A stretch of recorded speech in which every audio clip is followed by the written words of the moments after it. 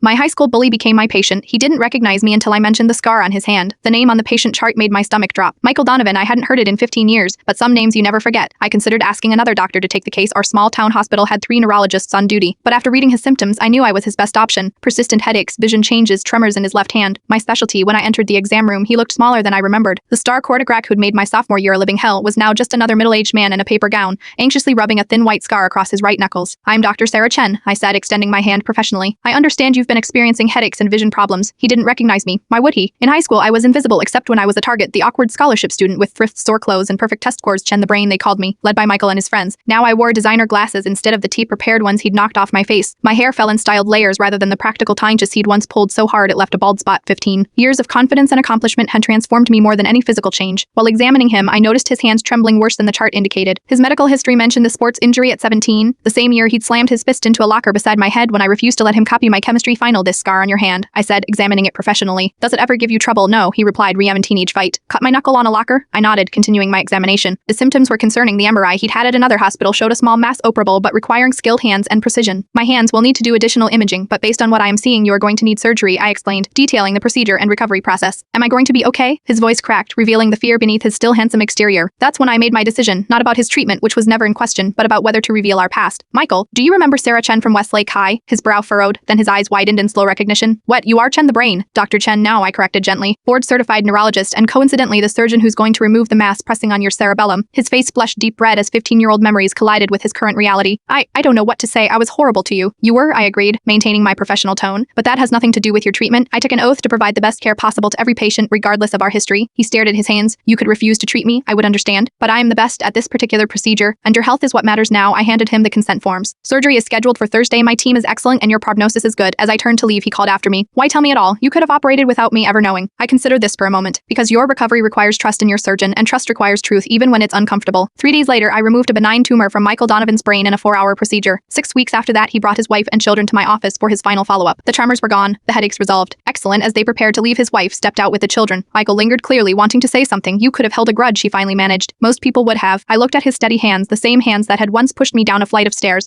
Grudges make poor surgical tools, I replied. He nodded, understanding the layers in my response. Sometimes the most powerful thing isn't getting revenge or holding on to anger, simply becoming exactly who you were meant to be and letting that speak for itself.